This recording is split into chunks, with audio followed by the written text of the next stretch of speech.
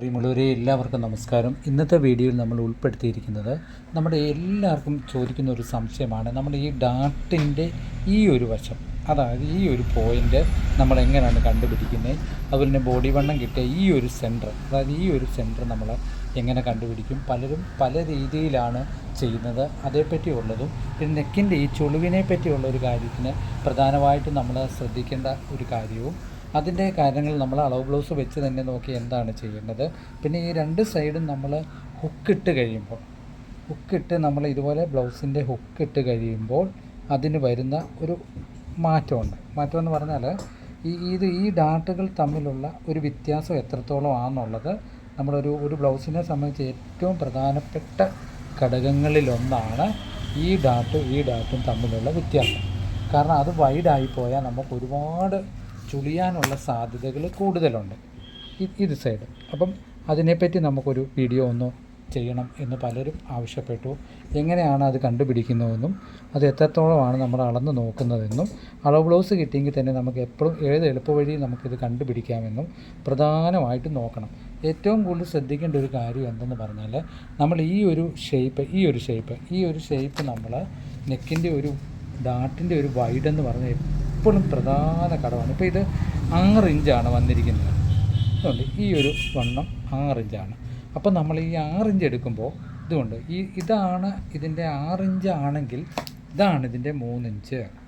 അപ്പോൾ ചിലർ പെട്ടെന്ന് ചോദിക്കുന്നത് എന്തെന്ന് പറഞ്ഞാൽ, ഈ ഡാട്ടിൻ്റെ സെൻറ്റർ എന്ന് പറയുന്നത് ഇതും സൈഡ് എന്ന് പറയുന്നത് ഇതുമാണ്. ആ കാര്യം പ്രത്യേകം നിങ്ങൾ ഓർമ്മയിൽ നിൽക്കണം. ഇപ്പം നമ്മൾ സെൻറ്റർ ഇങ്ങനെ പിടിക്കുമ്പം ഈ സൈഡിലാണ് ഒരു ഡാട്ട് വരുന്നത്. അപ്പോൾ ആ ഡാട്ട് മാർക്ക് ചെയ്യുമ്പം ഇപ്പോൾ അളവ് ബ്ലൗസ് വെച്ചാണ് നിങ്ങൾ ചെയ്യുന്നതെങ്കിൽ നിങ്ങൾ എന്ത് ചെയ്യണം, ഇങ്ങനെ തന്നെ നിങ്ങൾക്കിത് ഡാട്ട് ഇങ്ങനെ പിടിച്ച് വെച്ചിട്ട് ഉക്കിങ്ങനെ ഊരി ഇങ്ങനെ തന്നെ നോക്കാൻ പറ്റും. ഈ ഡാട്ടിൻ്റെ സെൻറ്ററിൽ ഡാട്ട് ഇങ്ങനെ പിടിച്ച് വെച്ചിട്ട് ഇതുണ്ട്. ഇവിടുന്ന് എപ്പോഴും നോക്കിക്കോണം. എപ്പോഴും നമ്മൾ അളന്ന് നോക്കുമ്പോൾ ഈ ഒരു ഭാഗത്ത് ഇതുണ്ട്. ഇങ്ങനെ നമ്മൾ അളന്ന് നോക്കുവാണെങ്കിൽ ഡാട്ട് അളന്നിങ്ങനെ നോക്കുമ്പോൾ നമ്മളിതുണ്ട് ഇവിടുന്ന് 1/2 ഇഞ്ച് കയറ്റിയേ ഉള്ളൂ നമ്മൾ ഈ ഭാഗം അളന്ന് നോക്കാവുള്ളൂ. അത് കൃത്യം മാർക്ക് ചെയ്തോണം. അപ്പോൾ നമ്മൾ ബെൽറ്റ് പീസ് ഇങ്ങനെ വെച്ച് കഴിയുമ്പോൾ ഈ ഒരു ഭാഗം കൃത്യമായി തന്നെ നമുക്ക് കിട്ടും. നെറ്റ് ഈ സൈഡിൽ കൊണ്ട് ഒരിക്കലും അളക്കരുത്. നമുക്ക് തയ്ച്ച് കിട്ടുന്ന അളവ് എന്ന് പറയുന്നത് ഈ ഒരു 1/2 ഇഞ്ചാണ്. പ്രത്യേകം ഓർക്കണം. അപ്പോൾ നമ്മൾ ബ്ലൗസ് മാർക്ക് ചെയ്യുമ്പോൾ, അളവ് ബ്ലൗസ് വെച്ച് മാർക്ക് ചെയ്യുമ്പോൾ നമ്മൾ എന്ത് ചെയ്യണം, ഇപ്പോൾ ഇത് ഫ്രണ്ടിൻ്റെ ഈ സൈഡാണ് നമ്മൾ ഇടുന്നതെങ്കിൽ ക്രോസ് പോലെ ടേപ്പ് ഇങ്ങനെ പിടിച്ചിട്ട് ഈ 3 ഇഞ്ച് തീർന്നാൽ കിട്ടുന്നതെങ്കിൽ തയ്യൽ തുമ്പ് ഇവിടെ തള്ളിയിട്ട് ഇവിടെ ഇങ്ങനെ 3 ഇഞ്ച് ഉണ്ടോ എന്ന് പ്രത്യേകം നോക്കണം. അത് നോക്കുമ്പോൾ എങ്ങനെ നോക്കണം, ഈ ഒരു ഓവൽ ഷേപ്പിൽ തന്നെ നോക്കണം. എങ്കിലേ കൃത്യമായിട്ടും അളവ് ബ്ലൗസ് കറക്റ്റാണ് എന്ന് പറഞ്ഞാൽ നമുക്കത് കൃത്യമായി തന്നെ നോക്കണം. ഈ എഡ്ജിന് ഒരിക്കലും നോക്കല്ല. ചിലത് ഈ ഒരു എഡ്ജിന് നോക്കുമ്പോൾ നമ്മൾ തയ്യൽ തുമ്പ് കയറ്റി പിടിക്കുമ്പോൾ അത് എന്ത് വരും, 1/2 ഇഞ്ചോളം വ്യത്യാസം വരും. അപ്പോൾ ഈ 1/2 ഇഞ്ച് വ്യത്യാസം വരുമ്പോൾ എന്താ സംഭവിക്കുകയെന്ന് പറഞ്ഞാൽ ഈ പോയിൻ്റ് സൈഡിലോട്ട് തെന്നിപ്പോകും. പിന്നെ നമുക്കൊരു കാര്യമാണ്, നമ്മൾ മീഡിയം ഒരു അളവിലാണ് ചെയ്യുന്നത്. വ്യത്യാസമില്ലാത്ത അളവാണെങ്കിൽ ഇതുപോലെ വീതിയുള്ള ടേപ്പ്, ഇത്രയും വീതിയുള്ള ടേപ്പ് കണ്ടിട്ടില്ലേ, നമ്മൾ 1/2 ഇഞ്ചോളം പോയിൻറ്റും വീതിയുള്ള ഈ ടേപ്പ് എടുത്തിട്ട് ഇവിടെ നെക്കിൻ്റെ ഇവിടെ 1/2 ഇഞ്ച് കൊടുത്തിട്ട് ഈ ടേപ്പ് ഇങ്ങനെ വെച്ചിട്ട് മാർക്ക് ചെയ്താൽ കറക്റ്റ് പോയിൻ്റ് നമുക്ക് കിട്ടാൻ സാധ്യതയുണ്ട്. ഇങ്ങനെ അതൊരു കണക്കായിട്ട് വരും. ഇങ്ങനെ ഇല്ലെങ്കിൽ നമ്മൾ മാർക്ക് ചെയ്യുന്നതാണ് ബോഡി വണ്ണത്തിൻ്റെ 10-1 1/2 ഇഞ്ചും 1/4 ഇഞ്ചും കൂട്ടിയും കുറച്ചും ഇങ്ങനെ നമുക്ക് വേണേൽ മാർക്ക് ചെയ്യാം. ഡാട്ടിൻ്റെ അളവ് ഇങ്ങനെ വേണേൽ നമുക്ക് മാർക്ക് ചെയ്യാം. അപ്പം നമ്മൾ അളവ് ബ്ലൗസ് കിട്ടുമ്പോൾ തീർച്ചയായിട്ടും നമ്മൾ ഇതിങ്ങനെ തന്നെ ഇട്ടിട്ട് ഇത് തമ്മിലുള്ള വൈഡ് എത്രത്തോളം ഉണ്ടെന്ന് നമ്മൾ നോക്കിക്കോണം. ഇപ്പോൾ ഞാൻ ഹുക്കിട്ട് കാണിക്കാം. ഇങ്ങനെ ഹുക്കിട്ടിട്ട് അവർ കറക്റ്റാണെന്ന് പറയുവാണെങ്കിൽ നമ്മൾ ഇങ്ങനെ പിടിച്ച് നോക്കണം എത്രത്തോളം വരും. ഇങ്ങനെ ക്രോസ് പിടിക്കുന്നു. അപ്പം മാക്സിമം 6.5. അപ്പോൾ അത് പ്രത്യേകം നോക്കിക്കോണം. ഡാട്ടിൻ്റെ പോയിൻ്റ് തെറ്റിയാൽ എപ്പോഴും നമുക്ക് ഈ ഒരു ഭാഗത്ത് ചുളിവ് കൂടി വരും. എപ്പോഴും ശ്രദ്ധിച്ചോണം. Cross cut. പിന്നെ ഒരു പ്രധാനപ്പെട്ട ഘടകങ്ങളിലൊന്നാണ് നെക്ക് അടിക്കുമ്പോൾ നമ്മൾ നോക്കിക്കോണം.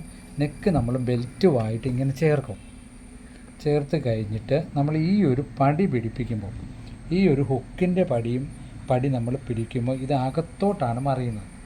ഇത് ഞാൻ കാണിച്ചു തരാം, ബ്ലൗസ് കാണിച്ചു. പ്രധാനമായിട്ട് നമ്മൾ ശ്രദ്ധിക്കേണ്ട ഒരു കാര്യമാണ് ഈ ഹുക്കിൻ്റെ പടി വരുമ്പോൾ നമ്മൾ പ്രത്യേകം ശ്രദ്ധിച്ചോണം. ഈ നടുക്കത്തെ ഹുക്കിൻ്റെ അവിടെ വരുമ്പം ഈ പടിക്ക് ചെറിയൊരു ഫ്ലേറ്റ് കൊടുക്കണം. ഫ്ലേറ്റ് കൊടുത്തെങ്കിൽ മാത്രമേ ഉള്ളൂ ഈ പടിയുടെ ഈ ഒരു ഭാഗം നമുക്ക് ഒരു ഓവലായി കിട്ടുള്ളൂ. ഇല്ലെങ്കിൽ നമ്മൾ ഒപ്പിച്ചടിക്കുമ്പോൾ നെക്കിൻ്റെ ഇവിടെ നമുക്ക് കയറിപ്പോകും. ഇതിപ്പം കണ്ടോ, അങ്ങനെ കയറിപ്പോയപ്പോൾ അത് താത്താണ് ഫിറ്റ് ചെയ്തിരിക്കുന്നത്. നമ്മുടെ കടയിൽ തയ്ച്ച ബ്ലൗസ് അല്ല, ഒരളവ് വന്നതാണ്. അപ്പം നിങ്ങൾ എപ്പോഴും ശ്രദ്ധിക്കേണ്ട ഒരു കാര്യം, ഇതിൻ്റെ സെൻട്രലായിട്ട് ചെറുതായിട്ട് ഇങ്ങനൊരു ഫ്ലേറ്റ് കൊടുക്കണം. അതായത് ഈ അകത്തോട്ട് മറിക്കുന്ന പീസിൽ ചെറിയൊരു ഫ്ലേറ്റ് കൊടുത്താൽ നമ്മൾ ഇതിങ്ങനെ പതിച്ചടിക്കുമ്പം ഈ ഒരു ഭാഗം നമുക്ക് ശരിക്ക് വിടർന്ന് കിട്ടുമ്പോൾ നമുക്ക് എന്ത് ചെയ്യാം, ഇവിടം വരെ വരികയും ചെയ്യും. നമ്മുടെ ഈ നെക്കിൻ്റെ യു ഷേപ്പിനെ ഒരു കാരണവശാലും അത് ബാധിക്കത്തില്ല. പ്രത്യേകം ആ കാര്യം ഓർത്തോണം.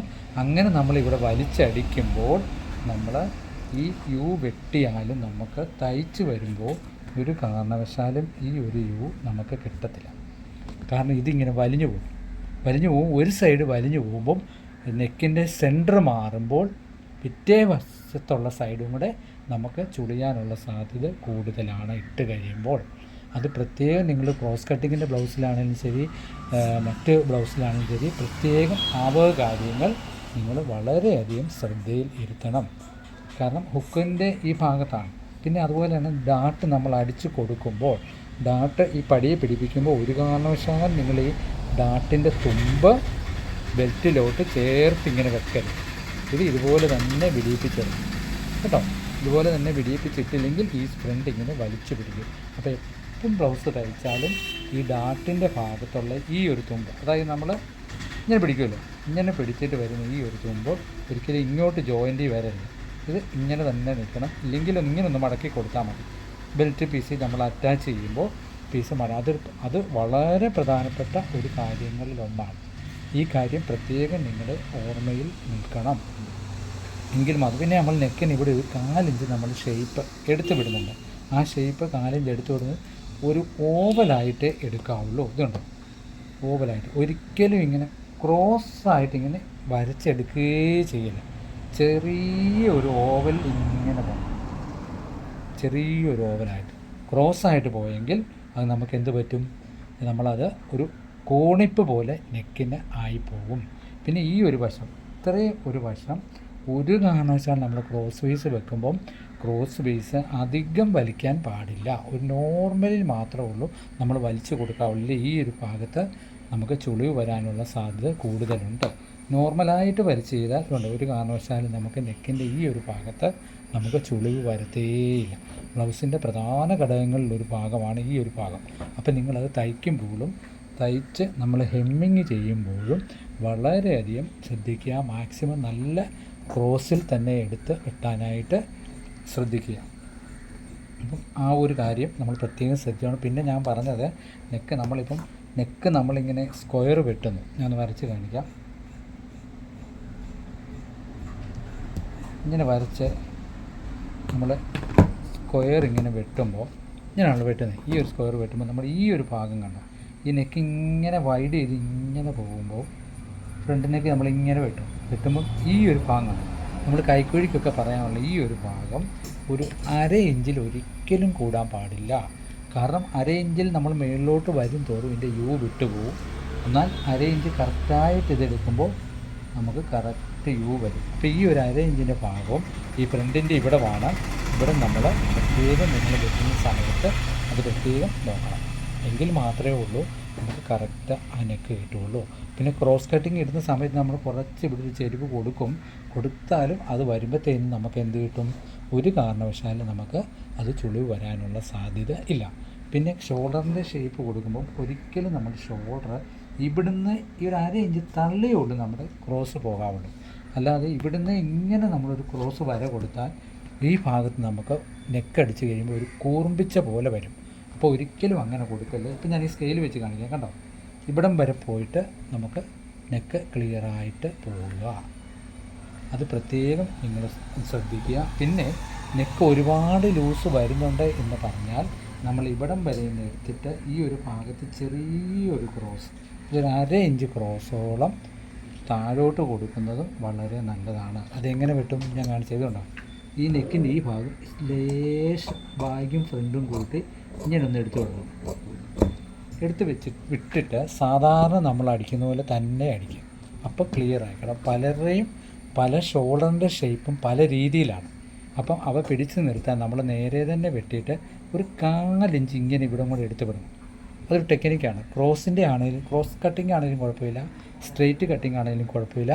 ഒരു 1/4 ഇഞ്ച് ഇവിടെ ഇങ്ങനെ എടുത്ത് വിട്ടാൽ സുഖമായിട്ട് തന്നെ ആ ഒരു നെക്കിൻ്റെ ചുളിവ് നമുക്ക് മാറ്റിക്കെടുക്കാൻ സാധിക്കും. അതുപോലെ തന്നെ ഈ നെക്കിൻ്റെ ഇവിടെ നമുക്ക് ഈ ഭാഗത്ത് ഇങ്ങനെ പൊങ്ങി നിൽക്കുന്ന മാറിയിട്ട് നമുക്ക് ഒരു ടൈറ്റ്നെസ് ഇവിടെ ഫീൽ ചെയ്യും. അപ്പം ഇത് ക്ലിയർ ആകും. അപ്പം ഇന്നത്തെ ക്ലാസ് ഇത്രയൊക്കെയാണ്. അപ്പം ഈ കാര്യങ്ങളും പറഞ്ഞ കാര്യങ്ങളും വെട്ടി കുറിച്ചിട്ടിട്ട് നമുക്ക് അടുത്ത ബ്ലൗസ് വെട്ടുമ്പോൾ അതുപോലെ തന്നെ ചെയ്യുക. എല്ലാവർക്കും ഈശ്വരൻ്റെ നന്മകൾ കിട്ടട്ടെ എന്ന് നിറഞ്ഞ മനസ്സോടുകൂടി പ്രാർത്ഥിച്ചുകൊണ്ട് ഇന്നത്തെ ക്ലാസ് പൂർണ്ണമാകുന്നു. താങ്ക്